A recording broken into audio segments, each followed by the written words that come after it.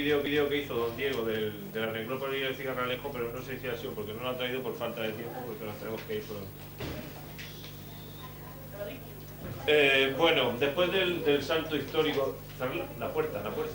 Bien. Después del salto histórico que os han hecho dar, puesto que yo hablé antes de la época ibérica y me parece que el miércoles pasado don Ricardo Monte os habló de la prehistoria aquí, ¿verdad? Sí. Estuvisteis viendo las diapositivas de la pintura rupestre y todo eso, ¿no? Bueno, pues después de ese salto vamos a hablar hoy, os voy a intentar resumiros en poco tiempo lo que supuso la dominación romana para nuestra tierra, para nuestra comarca.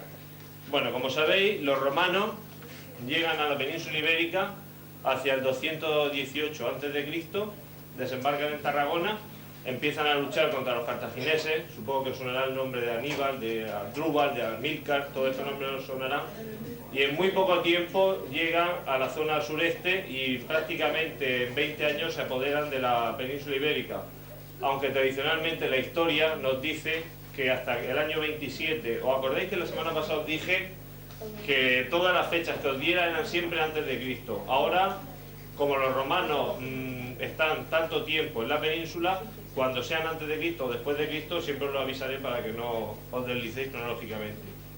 Bueno, como os digo, prácticamente en unos cuantos años llegan al sureste de la península y aquí se encuentran con los pueblos ibéricos, de los cuales ya estuvimos hablando hace 15 días. Sí, se callan ya.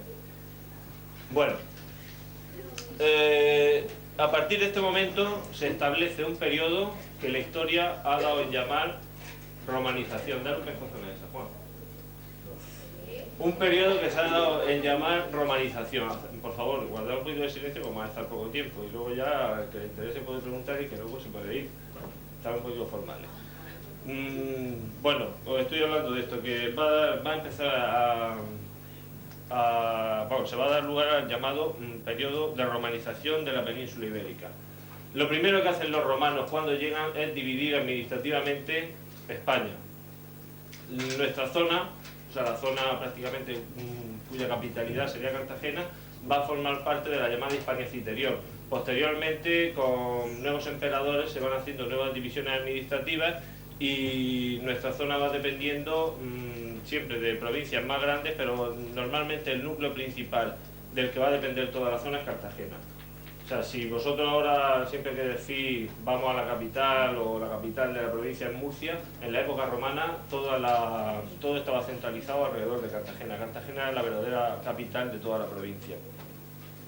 Bueno, no se puede hablar de época romana sin hacer mención de lo que ya os hablé hace 2 miércoles, de lo que se denomina villae, escrito con 2 L, villae, como villa de mula, pero villae, en latín. La villa os dije que no es ni más ni menos que una forma de explotación agropecuaria del terreno. Entonces, los romanos llegan y se instalan en estas villae. Podemos hablar de 3 tipos de fincas, o de 3 tipos de villas. La villa dedicada al cultivo de la tierra, que también se combinaba con la crianza de los animales, prácticamente como ahora todas las casas de campo, que se dedican por un lado, bueno, imaginaos un campo que se dedican a cultivar cereales y por otro lado con el ganado, como pueden ser las cabras, pueden ser las ovejas, pueden ser los cerdos, etcétera, etcétera.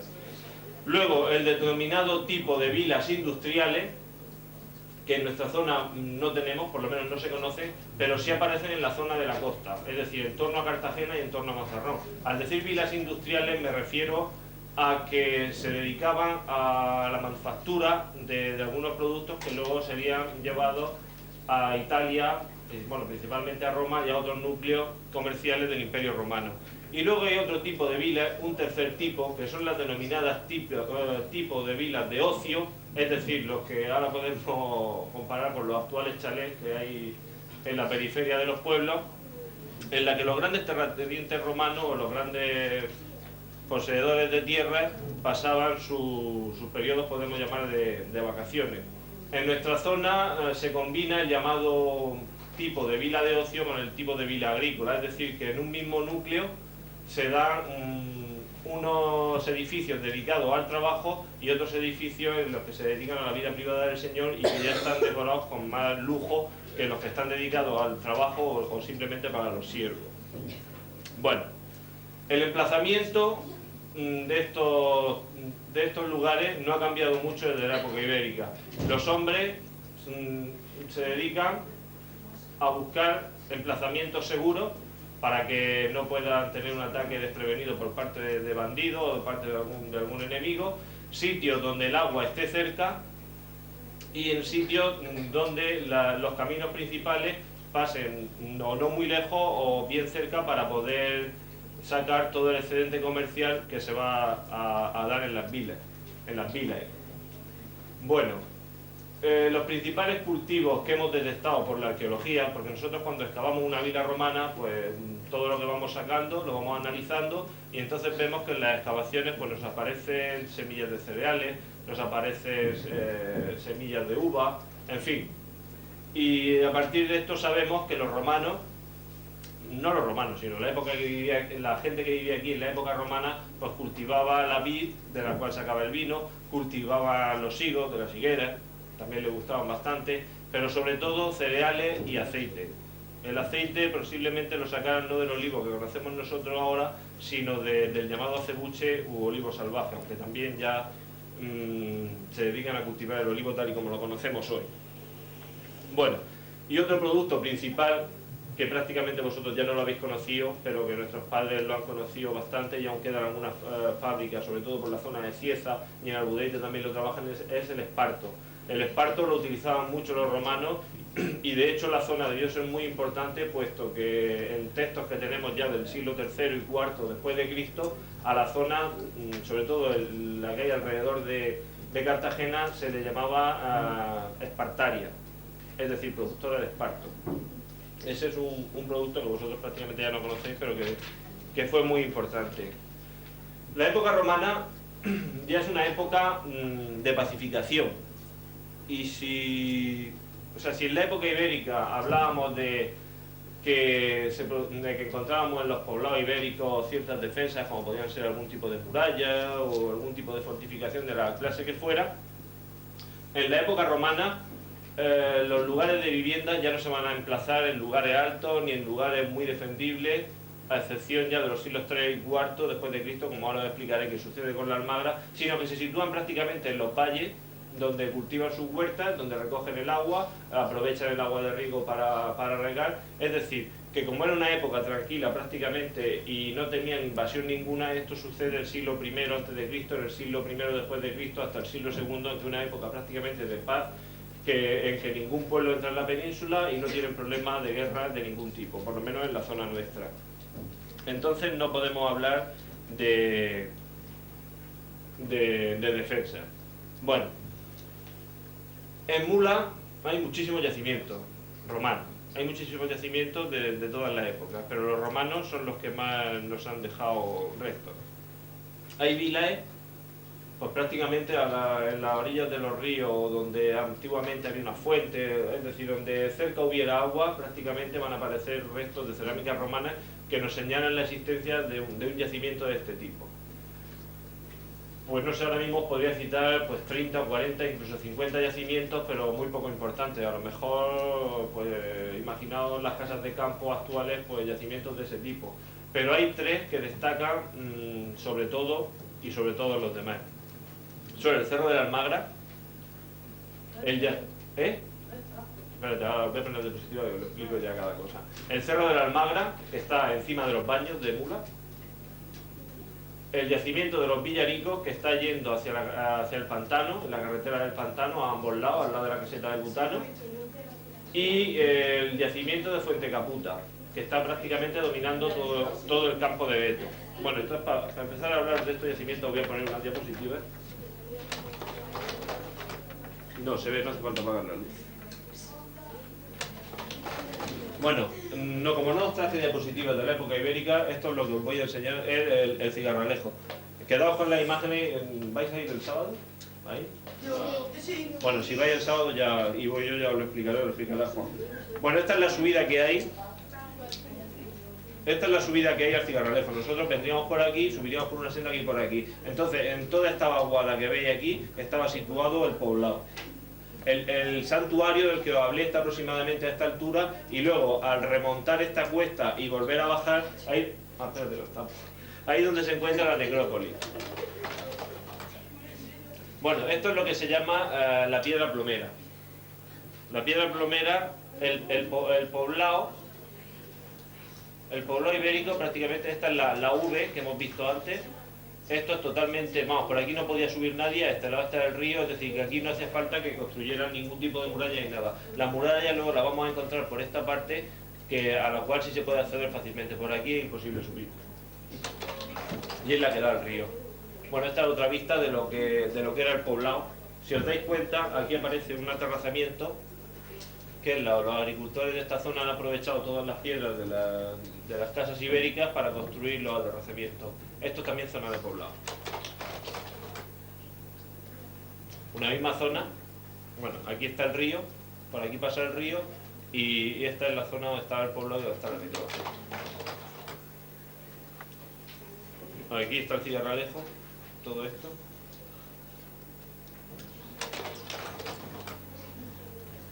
También la zona del poblado. Y esto ya es la excavación de la necrópolis. Aquí es donde se encuentra el cementerio ibérico. Si os dais cuenta, aquí hay una serie de muretes que nosotros vamos dejando. O sea, la excavación os expliqué que la hacíamos por cuadrículas, y cada lado de cuadrícula vamos dejando unos muros que nos sirven de testigos. Aquí es donde podemos leer la estratigrafía, es decir, las distintas sucesiones de tumbas que se han hecho en los enterramientos. Y así es prácticamente como dejamos el lugar después de excavarlo. Tiene mala luz de otra zona de la necrópolis, daos cuenta, como dejamos aquí, bueno, algo sí se ve, como dejando como pequeñas barsiques, que son la zona de las tumbas. Y los muros altos. Vamos a ver. Vale, es igual.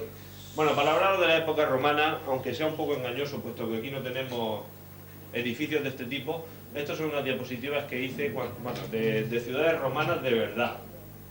O sea, me voy a poner ahora diapositivas de Pompeya y Herculano, que si os sabéis la historia la habréis visto ya, la última de Pompeya, las películas, habréis visto muchas.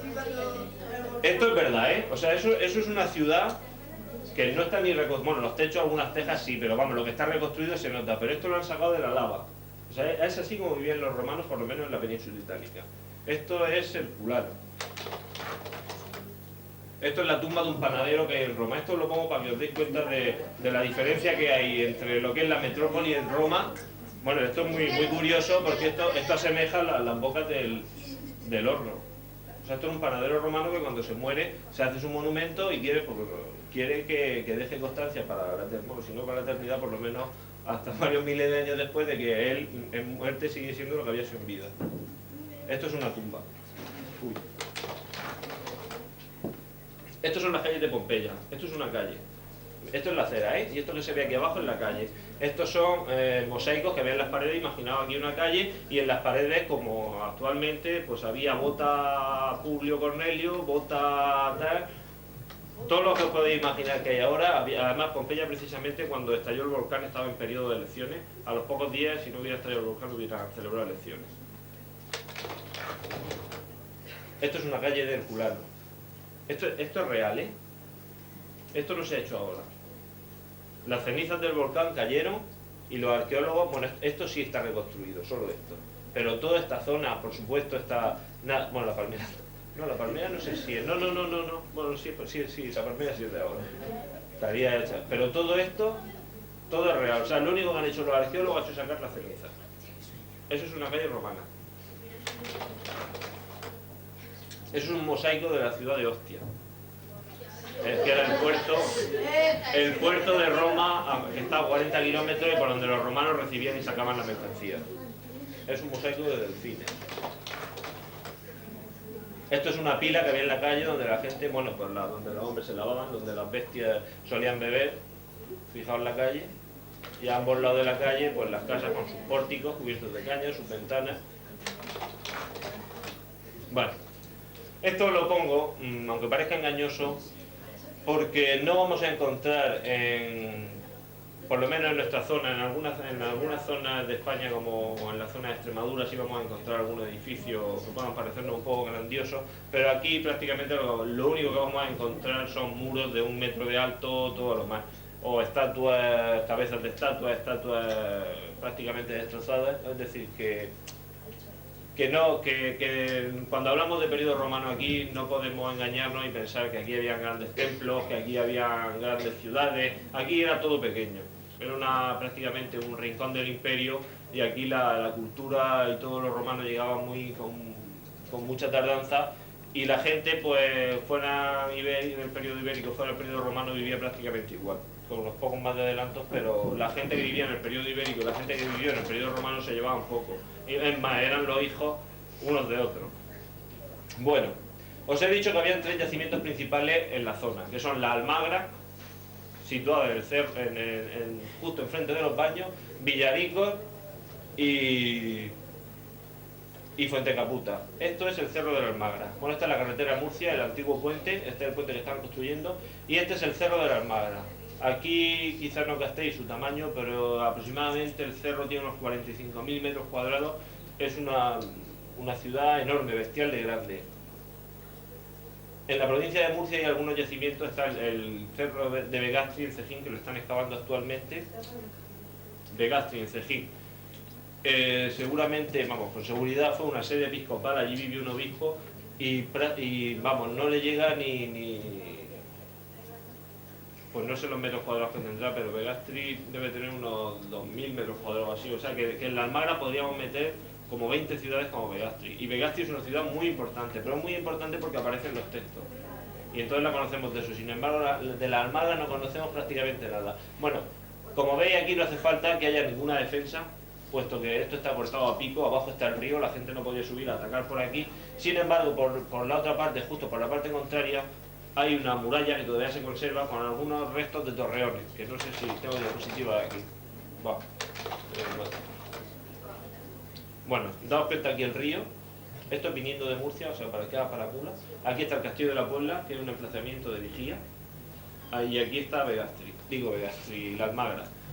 En la Almagra, aunque no se ha excavado, por favor, en la Almagra, aunque no se ha excavado, nos han aparecido algunos restos escultóricos de sarcófagos. Para lo que no sepáis, los sarcófagos eran donde se enterraban a los personajes ricos, a los personajes influyentes que tenían dinero para comprarse un sarcófago. Y también nos aparecen algunos instrumentos arquitectónicos como cornisas denticuladas que la gente de los baños pues se las ha llevado. Ha subido al cerro y se las ha llevado. De todas maneras, justo en el centro del cerro todavía se aprecian algunas estructuras de gente que ha ido y ha hecho agujeros, mal hechos, y en ellos podemos apreciar todavía estructuras. Aquí lo que hace falta es una excavación que próximamente se hará, si Dios quiere. Aparecen también cerámicas, pues prácticamente desde época argárica, no sé si Ricardo Montes habló de la época argárica, aparece cerámica ibérica y aparecen todo tipo de cerámicas romanas. Aparecen cerámicas romanas pues prácticamente desde el siglo II a.C. hasta el siglo V y posiblemente VI después de Cristo, perdón. Han aparecido algunas monedas romanas, por favor, silencio. Han aparecido algunas monedas romanas y últimamente apareció un objeto muy importante, por lo menos para nosotros, que es un collar de factura tosca, pero digo que es importante porque nos da una fecha bastante aproximada de lo que fue la época grande del yacimiento. Y es un collar que se fecha en el siglo V porque es igual que los que aparecen en las necrópolis visigodas en el centro de la península, y nos ha dado una cronología aproximadamente del siglo V. Posiblemente el periodo más grande o de más riqueza en este emplazamiento fuera en torno al siglo III, que va a coincidir también con el auge de los villaricos. Los villaricos, como os he dicho, sí, esto de los villaricos, están en la carretera del Pantano, a ambos lados de la carretera. Se ha hecho una campaña de excavaciones. Manuel Lechuga, del Departamento de Arqueología, Lechuga Galindo, bueno, y está excavando lo que son los restos de unas termas romanas. Él está excavando en concreto lo que se llama caldario. Los romanos les gustaba bastante Las termas. Las termas en la época romana venían a ser el equivalente, y salvando las distancias, de lo que aquí es el casino, o por lo menos de lo que antes era el casino. Es decir, los romanos, por lo menos los ricos, se levantaban por la mañana muy temprano y entonces se iban a las termas. Esto estoy hablando de Roma, de la ciudad de Roma y de las ciudades importantes, no de las ciudades pequeñas como puede ser la Almagra.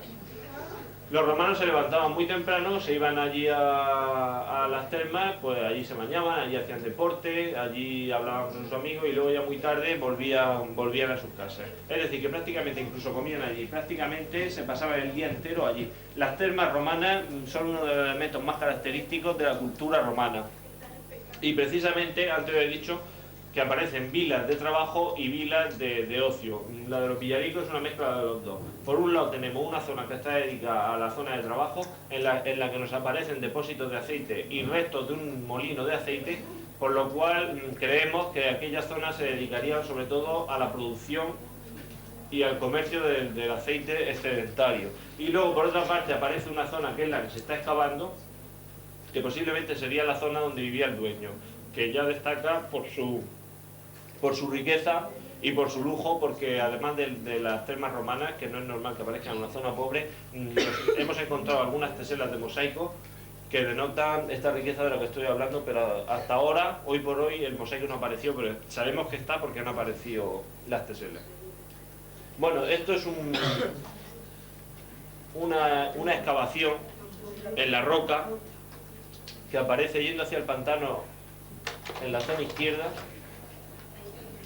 que posiblemente fuera para recoger agua del río. Si los que hayáis estado por ahí pensaron un momento, en la zona donde se encuentra esto, es yendo hacia el pantano, hacia la izquierda se encuentra el río, pero hay un desnivel de varios, por lo menos, bueno, hay zonas que hay 100, hay zonas que hay 150, hay zonas que hay 200 metros de desnivel. Esta gente de la finca necesitaba el agua no solo para el riego, sino también el agua para beber. Entonces hay un problema y es de dónde sacaban el agua. Pensamos que parte del agua con la que surtían sus necesidades la sacaban por medio de este tipo de pozos que hay prácticamente pegado al cejo, que ya da a la parte de abajo. El sábado, tanto si va Juan como si voy yo, ya os enseñaremos los pozos. No se puede entrar, además hay muchas lagartijas. Esta es la misma canalización. Además hay mucho derrumbe y prácticamente no se puede entrar, pero aquí en este lado ya está la caída del río. Además, daos cuenta de una cosa que la gente, claro, no se da cuenta y es engañosa. El pantano está relativamente poco tiempo, está próximo a los 100 años, no, todavía le quedan 80 años. Vosotros daos cuenta que cuando el pantano no existía y cuando aquí había más agua, hace 2000 años, el nivel de... O sea, aquí había un río, porque antes llovía más y antes había más agua, y aparte no había pantano. Entonces daos cuenta que el desnivel antes no sería tan grande como es ahora. Bueno, ahora es que no hay agua. Otra vista de... Bueno, esta es la zona izquierda de los Villaricos, en donde se hizo una excavación de urgencia, donde aparecieron restos de muros con cerámicas toscas de aproximadamente el siglo II, siglo III después de Cristo, y también aparecieron algunas monedas de la época de Constantino. Constantino es del siglo IV, el del célebre edicto de Milán del 313, 312. Bueno, esto es la zona denominada el Campo de Beto o el Ardar, muy cerca de Fuentecaputa. La vila de Fuentecaputa tampoco se ha excavado. Allí hay una serie de agujeros que la gente ha hecho, y yo en alguna de las tardes que he ido he encontrado lo que en términos de arte o en términos de arqueología se denomina estuco decorado. El estuco decorado es prácticamente como la decoración que se hace ahora de escayola. Oye, por favor, cállalo ya. Con pinturas que denotan también que era una vila bastante rica. No hemos encontrado nada, puesto que ya os digo que no se ha excavado, pero el tipo de cerámica que aparece en la zona denota que fue una finca bastante rica. Aquí también surge, a primera vista surge un problema, y es que la finca está situada por encima del nivel del agua. Prácticamente la fuente, vosotros conocéis la fuente Caputa, está a unos 20 o 30 metros del yacimiento, de la parte más cercana del yacimiento. Entonces lo primero que nos surgió, la primera duda que nos surgió es de dónde podía salir el agua, no solo para el río como en los Villaricos, sino también para que la gente bebiera. No aparecen restos ni de pequeño acueducto, ni de noria de ningún tipo. Puede ser que se construyera en madera y haya desaparecido. Pero luego nos dimos cuenta que aproximadamente a 2 kilómetros de allí, y recogiendo todo el agua que vierte la lluvia, en los campos de Beto, en parte de los campos de Beto, había una presa. Esta presa, esto es una presa, aunque parezca aquí una pequeña valla de piedra, es que está colapsada, todo esto ya es arrastre, pero aquí donde están estos árboles situados hay otra presa que está prácticamente en funcionamiento y que posiblemente sea del siglo XVI o del siglo XVII y que está, vamos, sin colapsar. Esta, como mínimo, vamos, de época medieval seguro que, y posiblemente de época romana sea, y fuera la que recogiera el agua de la zona del campo de Beto, del agua de lluvia sobre todo, incluso de fuente y de nacimiento, y aquí, o sea, a ambos lados, recogiendo el agua, había dos acequias que desembocaban en el yacimiento romano de Caputa. Bueno, otra cosa que de haceros notar es el nombre de Caputa. Caputa, a pesar de que sea un nombre medio gracioso y que pueda tener unas connotaciones, en fin, no viene, posiblemente no venga de donde vosotros pensáis, Caputa, fuente Caputa, o sea, Caputa, caput en latín significa cabeza, caput. Y posiblemente casi seguro es un topónimo latino y que significaría algo así como cabeza de la fuente o principio de la fuente, una cosa parecida a eso. Y vamos, más seguro imposible, puesto que la fuente está prácticamente, ya os digo, a 20 metros del yacimiento normal. O sea que de Caputa, olvidaros de las connotaciones que la gente le ha querido dar, que no las tiene. Bueno, os he dicho que han aparecido y que aparecen prácticamente en cada salida que hacemos nuevos yacimientos romanos. Hay muchísimos.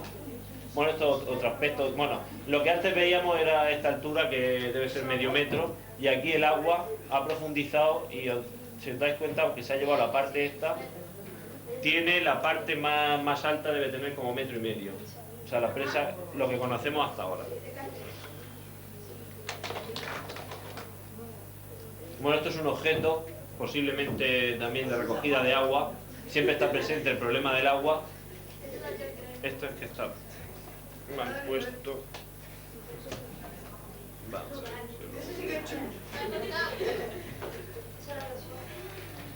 Que apareció en una vila que no tiene nombre. Ay, lo he puesto al revés. Que no tiene nombre, vamos, no tiene nombre porque es un... Sí. Por aquí posiblemente pasara algún tubo de plomo que desembocara aquí y es posible que sirviera para riego.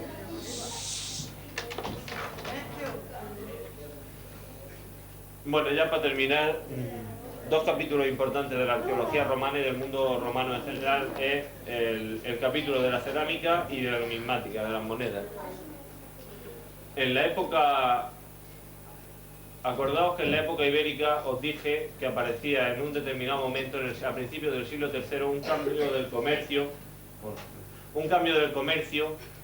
y que era motivado por el comercio romano.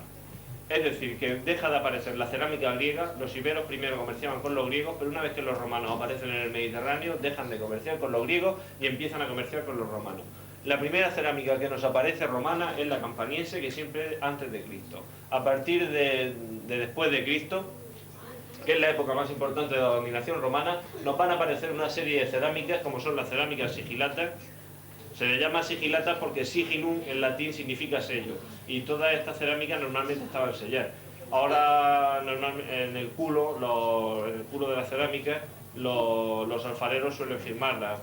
No sé si habéis visto la cerámica de Lorca, que pone Lario. Bueno, muchos alfareros la sellan. Y en las cerámicas romanas, sobre todo en estas que son de color rojo, de sigilata, que son los tipos sigilatas, también suelen aparecer selladas con este sello que ha dado nombre a la cerámica. Hay muchos tipos de cerámica. la clara A, la clara D, la clara C, la subgálica, la hispánica, es decir, además hay muchísimos trabajos dedicados a la cerámica y que nos dan la cronología de los yacimientos. Nosotros cuando hablamos que tal yacimiento es del siglo tal o del siglo cual, lo sabemos sobre todo por la cerámica, porque la cerámica también tiene un periodo de producción y un periodo de uso. Es decir, que la cerámica campaniense, cuando nos aparece, sabemos que el yacimiento no es ni del siglo II después de Cristo ni del siglo III, puesto que prácticamente ya en el siglo I antes de Cristo van desapareciendo. Puede ser que algún coleccionista la conserve 200 años, pero claro, si nos aparece un trozo no es significativo. Aquí hay una lucerna que era con lo que ellos alumbraban. Las lucernas son como las lámparas de aceite que incluso hay todavía en algunas casas. Aquí en esta punta es donde se situaba la mecha, por aquí se echaba el aceite y con esto se iluminaban. Daos cuenta que las cerámicas también están, aparte de los sellos, bueno, esto no es sello, esto es dibujo. Las hacían ya con moldes. Los romanos eran verdaderos artistas, pero ya todo lo hacían en producción, lo fabricaban en producción. Las cerámicas están hechas en moldes, sus moldes con sus dibujos, y aquí hay un trozo que pertenece al torso de una muñeca de barro. Esto es el castillo de la Puebla. El castillo de la Puebla tiene prácticamente cerámicas de todas las épocas. Ahí se han encontrado las cerámicas más antiguas que aparece prácticamente en la provincia. Se ha encontrado un trozo de campaniense, aparecen cerámicas neolíticas, aparecen cerámicas argáricas, aparecen cerámicas de toda la época, incluso, bueno, por supuesto árabes, puesto que los árabes tuvieron ahí, lo que queda arriba de construcciones todo árabe. Hasta el siglo XII incluso aparecen cerámicas del siglo XIII. Por sus laderas se han encontrado también multitud de monedas, sobre todo romanas, y es importante porque es un monte, podríamos llamar de vigía, que hay que ponerlo siempre en relación con la Almagra. Es decir, situaros yendo para Murcia, que tenemos a la derecha el castillo de la Puebla y a la izquierda tenemos el cerro de la Almagra. Y tanto desde un sitio como desde otro se visualiza kilómetros y kilómetros de terreno. Es decir, que desde aquí y desde ahí lo divisaban todo y prácticamente nadie podía pillarlo desprevenido. Esta es la Torre Vieja, o la ermita, como le dicen en la Puebla, que está en el centro de la Puebla y que aunque es de época ya cristiana, quizá del siglo XIII, del siglo XIV como mucho, sí, del siglo XIII, prácticamente la totalidad de los materiales provienen o bien de los Villaricos o bien de la Almagra. Tanto en los Villaricos como en la Almagra había con seguridad edificios más o menos grandes que en una época que no sabemos cuándo se destruyen y la gente luego ya a partir de la Edad Media y en la Edad Moderna la gente llega allí, coge sus materiales y se los lleva para construir pues, sus casas, sus cuadras, sus establos, las casas de campo, etcétera, etcétera, etcétera. Por eso, bueno, aquí la diapositiva no la tengo, pero por aquí aproximadamente a esta altura aparece una guirnalda de decoración romana. Lo que pasa es que no he traído esa diapositiva. Y aparecen incluso en la propia Mula. Cerca de Mula hay una vila romana cuyos materiales posiblemente o se han reaprovechado de la zona de la Almagra o incluso traídos de la misma Almagra, pero de la misma cantera que había ahí, puesto que los romanos ya explotaban la cantera que había en la Almagra. Bueno, un capítulo también importante que nos va a dar, junto con la cerámica y la cronología, es las monedas. Hoy he hablado de la numismática. Constantemente aparecen hallazgos numismáticos, pues uno sale al campo y se encuentra una moneda, normalmente en malas condiciones, y en la zona de Yecha apareció una bolsa, bueno, una bolsa de cuero, pero prácticamente estaba destruida, con una serie de monedas que posiblemente pertenecieran a un coleccionista, pero a un coleccionista romano. O sea, ya en la época romana había coleccionistas de monedas. Y pensamos que sería de un coleccionista porque nos aparecen una cantidad enorme de monedas, pero de monedas de Ibiza, o sea, de la ceca de Ibiza. Ya os dije lo que era una ceca la otra vez. nos aparecen monedas de Cartella, nos aparecen monedas cartaginesas, nos aparecen monedas romanas con diferencia de 2 o 3 siglos. Entonces, por tanto, pensamos que posiblemente sería de un coleccionista que las guardó y en un momento dado las escondió o se le perdieron o no sabemos qué. O no, lo cierto es que no pudo volver a por ellas. Y luego también, como punto importante de la numismática romana, es Fuentelibrilla, en donde después de la guerra, bueno, después de la Segunda Guerra Mundial, en el 40 y tanto, aparecieron 198 denarios romanos de plata. Bueno, eran 198, pero 1 o 2 eran ibéricos. Se llevaron al museo de Murcia, pero el señor que había allí dijo que, como eran todos iguales, que el museo se quedaba con 2 y que el resto se lo repartieran la gente que lo habían encontrado. Entonces actualmente en el museo solo tenemos los 2 que por suerte se quedó, pero los otros 196 han desaparecido y no sabemos absolutamente nada de ellos. Esto fue una desgracia como tantas otras que pasan en el campo de la arqueología, pero por lo menos tenemos esas 2 monedas. Bueno, pues otra cosa importante, que ya estamos ahí publicado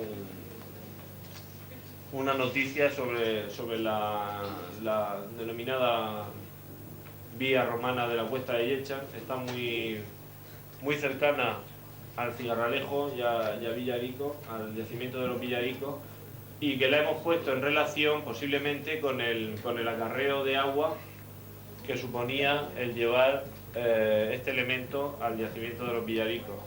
No tengo aquí diapositivas le hicimos muchas fotos y muchas diapositivas, pero no las tenemos aquí ahora mismo. Es una cuesta que aparece en Pedra. Don Emeterio Cuadrado, el excavador del Cigarralejo, la puso en relación con el yacimiento romano, bueno, por supuesto con los Villaricos, y también la puso en relación con la comunicación que podría haber con la zona de Archena. Pues en Archena hay un yacimiento ibérico y posiblemente ciudad romana muy importante, que es el Cabecico del Tío Pío, y posiblemente la unión entre la zona romana de Mula y la zona de Archena fuese a través del camino viejo que lleva atraviesa por el centro de Yechan y que llega hasta Archena, y posiblemente un ramal suyo fuera la cuesta, la denominada Cuesta de Yechan, que posiblemente sea romana, aunque tampoco lo sabemos. Pues claro, no es una vía romana como las que hemos visto que había en la ciudad de Pompeya, en la ciudad de Herculano, con sus piedras perfectamente puestas. Aquí son piedras cogidas del mismo terreno y puestas ahí bien clavadas, pero claro, no son obras de ingeniería típicamente romanas. Bueno, pues nada más, si queréis preguntar algo. ¿No queréis preguntar nada?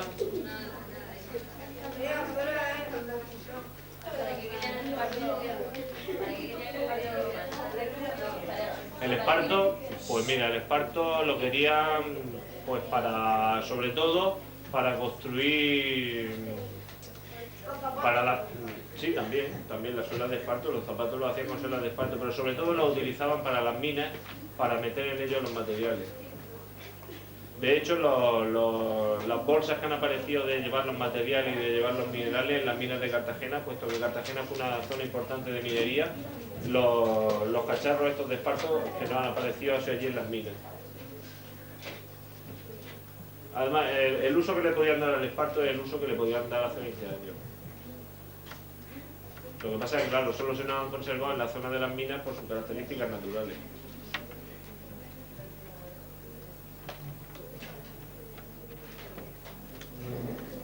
¿Más preguntas? ¿Eh? ¿Estuviste el miércoles, hace 2 miércoles? Bueno, mira, una ceca, lo que se llama ceca numismática es el lugar donde se acuña moneda. Ahora mismo la ceca de España, por intentar hacer una figura, sería Madrid.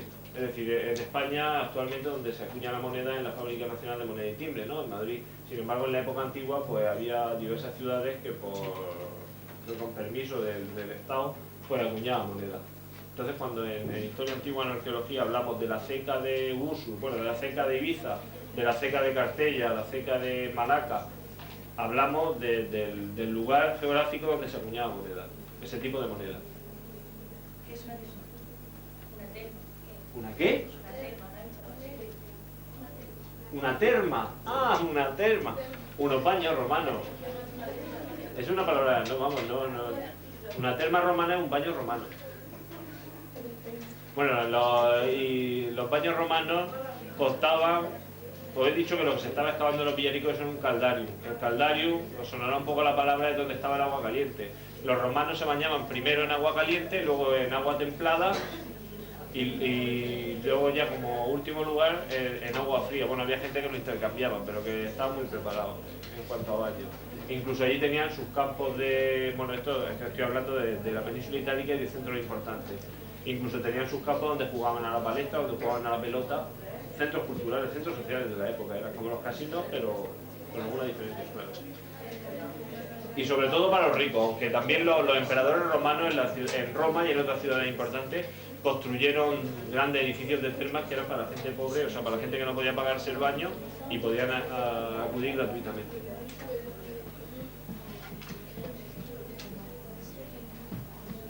¿Más cosas?